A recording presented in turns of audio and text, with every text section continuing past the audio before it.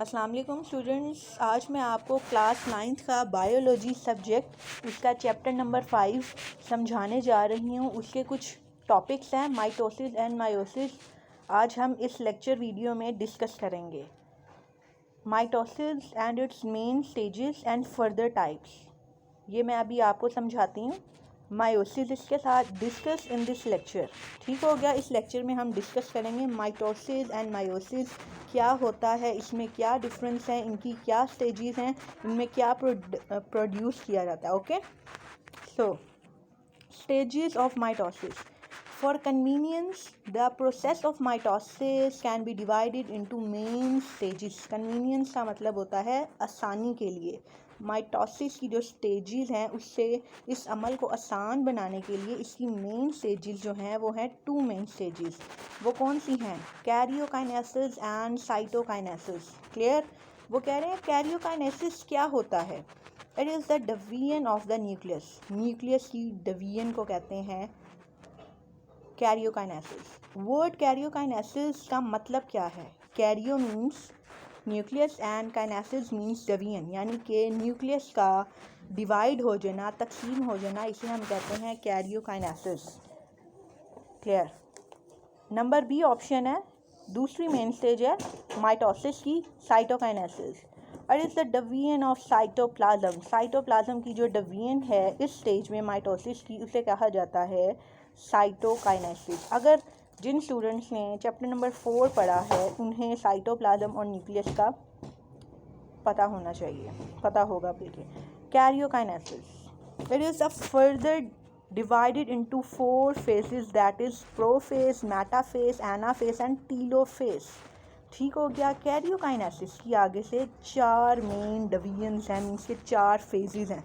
उसे कहा गया है prophase, metaphase, anaphase and telophase.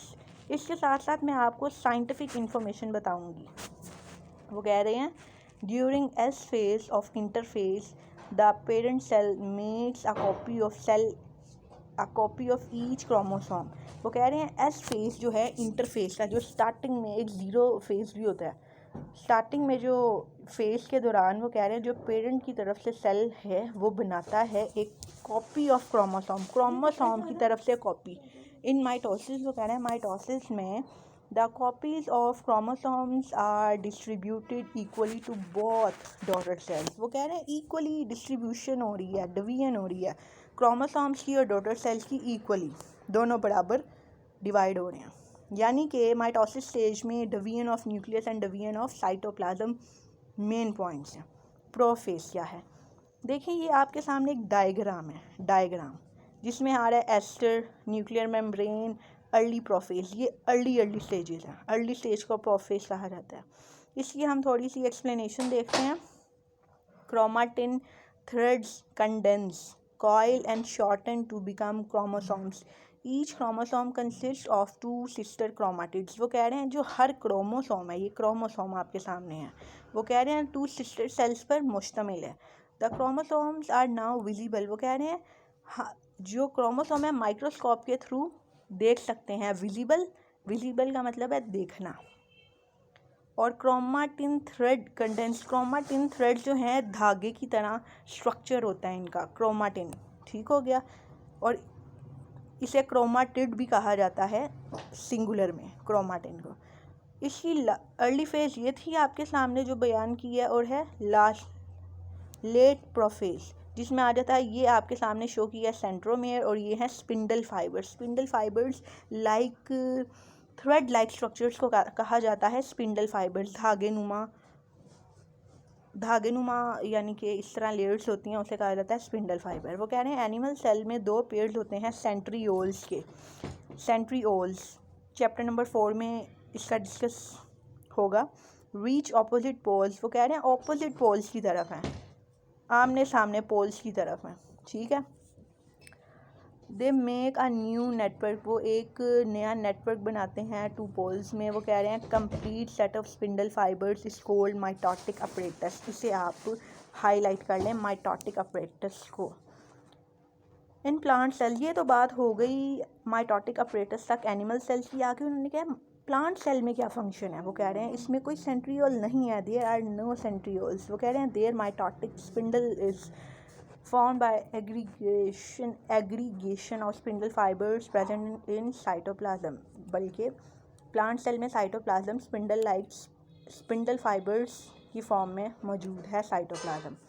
वो कह रहे हैं एक ऐसा पार्ट जो है प्रोफेज का चेंज होता है जिसे कहते हैं द न्यूक्लियोल्स डिसअपीयर्स। न्यूक्लियोल्स गायब होते हैं और न्यूक्लियर इन्वेलप, और जो न्यूक्लियस का इन्वेलप होता है वो टूट जाता है। मेटाफेज में देखें ये पोल्स बन गए आमने सामने, 2 पोल्स बन गए हैं मेटाफेज में। वो कह रहे हैं कुछ स्पिंडल फाइबर्स, ये जो आपके सामने है स्पिंडल फाइबर्स यानी कि थ्रेड लाइक, ये जो इस तरह ये आपके सामने शेप सी नज़र आ रही है, इसे कहते हैं स्पिंडल फाइबर्स। आपने सामने अट्रैक्ट कर रहे हैं और एक पोल की फॉर्म में है।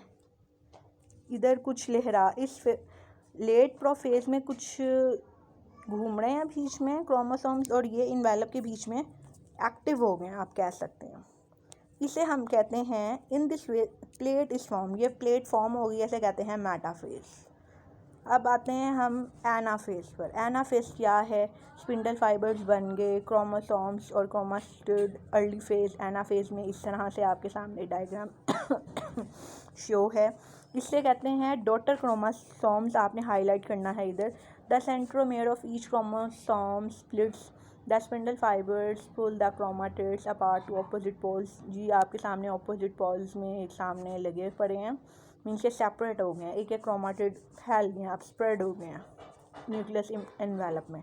लेट एनाफेज में देखें सेल मेम्ब्रेन कहाँ से कहाँ आ गई है, इसकी शेप, इसका शेप देखें और इसकी देखें, थोड़ा डिफरेंस आ गया। वो कह रहे हैं जी chromosomes have almost their respective poles, इसके भी पोल्स होते हैं। Inward move begins to move inward at centre, थोड़ा सा डिफरेंस आपके सामने शो हो रहा है। टीलोफेज में देखें स्पिंडल फाइबर्स ब्रेक डाउन हो जाते हैं, न्यूक्लियस जो है इन्वेलप फॉर्म हो जाता है, और chromosomes at each of the pole of cell, chromosomes दोनों में पोल में। ठीक हो गया। इसमें डॉटर न्यूक्लियाई को आपने अंडरलाइन करना है, हाईलाइट करना है।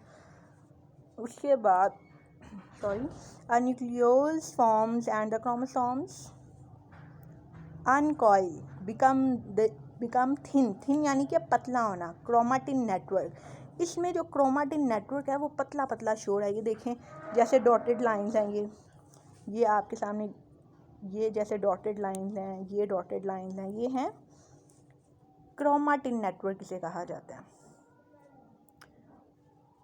उम्मीद है आपको इतना समझ आ गया होगा। माइटोसिस का मैंने आपको बताया है, ये रहा मायोसिस। इंशाल्लाह ये मैं आपको नेक्स्ट लेक्चर में डिटेल में बताऊंगी। अभी आपने इस पॉइंट तक करना है। Kindly like and subscribe my channel. अल्लाह हाफिज़।